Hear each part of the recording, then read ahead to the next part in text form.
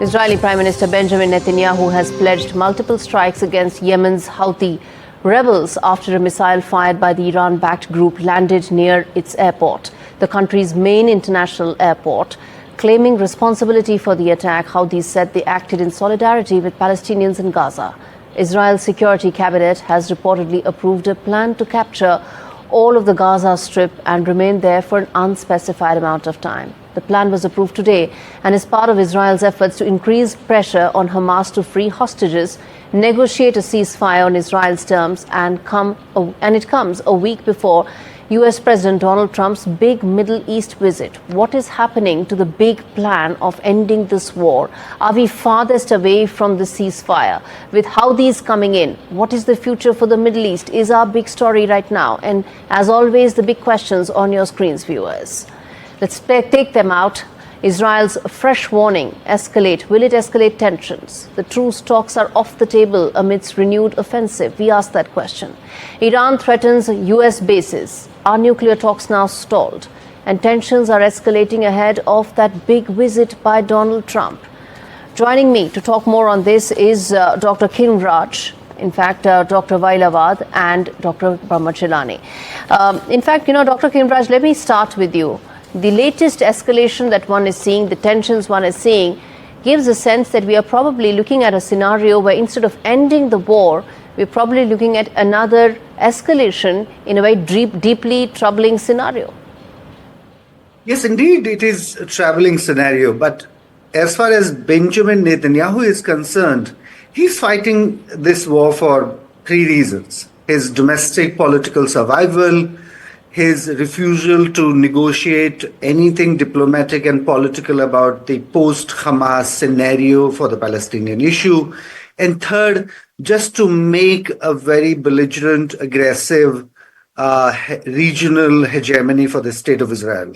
Now, in all of these three aims, the security of the Israeli state is deeply compromised. As we saw, Houthis could reach to the single available international airport in Israel.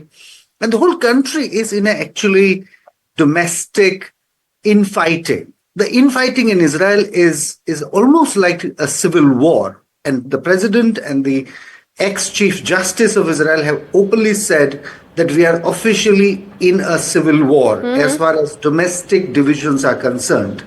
And for all of this, Netanyahu uses the war in Gaza as a proxy. It's really a proxy war for him. There is no real war in Gaza. It's much into the domestic Israeli they may not. You may say that there is no war in Gaza, but these Houthi rebels are, yes, they have been able to beat the Iron Dome.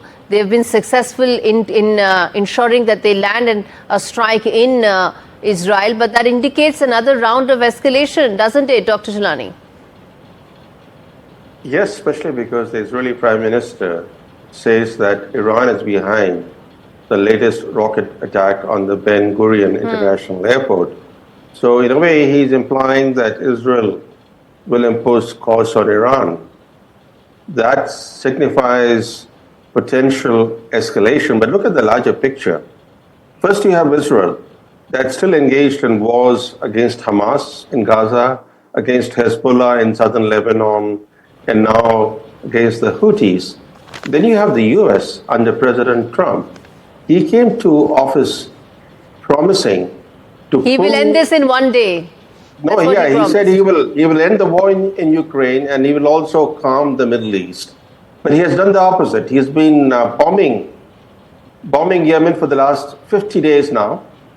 And questions are being asked as to what the US is achieving through this bombing campaign. He, in a way, has encouraged Israel to continue with its wars. And then in Ukraine, he's now supplying air defense systems to Ukraine as if his efforts at promoting a ceasefire are failing. So for Trump, things are not going well. For Israel, while it's clearly dominant militarily, yet it is fighting non-state actors. All these groups, the Houthis, the Hamas, the Hezbollah, all of them. They're all non-state actors. And the only state actor that that the Israeli Prime Minister is now threatening to impose costs on is Iran. But Iran is not a small country. Iran is a major military power. And if there was any kind of direct conflict between Israel and Iran, that would certainly put the entire Middle East on fire. It indeed would. Dr. Awad, where do you see this in terms of an Iran-Israel conflict escalating, given the fact that Prime Minister Netanyahu did mention Iran in so many words?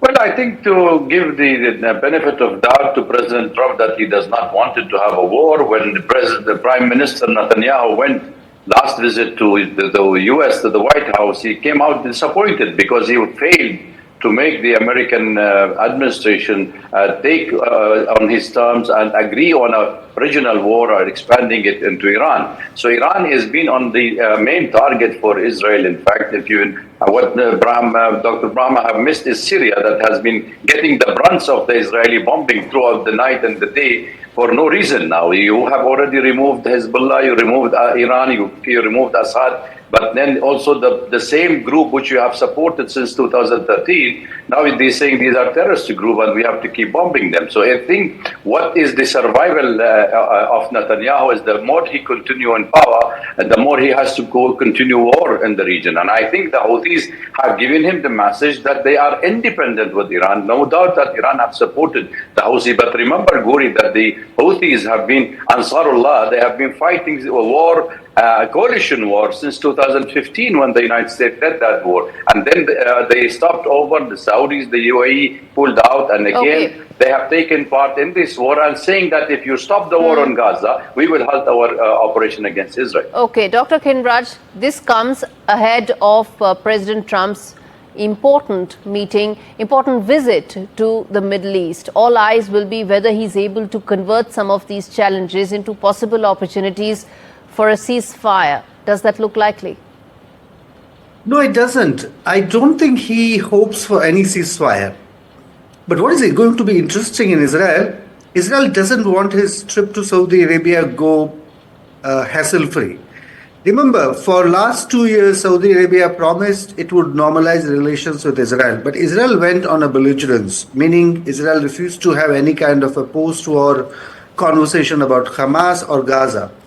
So Saudi Arabia will strike a deal with America without having normalization with Israel. That's a big diplomatic loss for the Israeli state.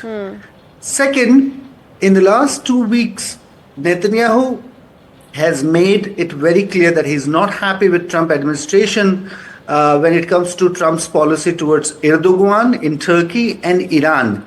In fact, if we notice the recent firing of the National Security Advisor from the White House, Mr. Waltz, he was fired precisely because he was briefing Netanyahu more on the Iranian issue than Trump would like him to do. Okay. So actually, very soon we would realize that Trump will make some very unkind statements against Netanyahu's leadership. So maybe we should brace for that. As we wrap this up, Dr. Shilani, I want to ask you, what would you expect to be the best case scenario in terms of President Trump's visit to the Middle East next week, given the volatility right now? This is a very important visit by Trump, his first since he took over, returned to the White House. He'll be holding a summit with Gulf state leaders. He'll be unveiling his Middle East vision. He'll be seeking to promote greater U.S. involvement in peace building in the Middle East. In his first term, he had the Abraham Accords. He did make forward movement.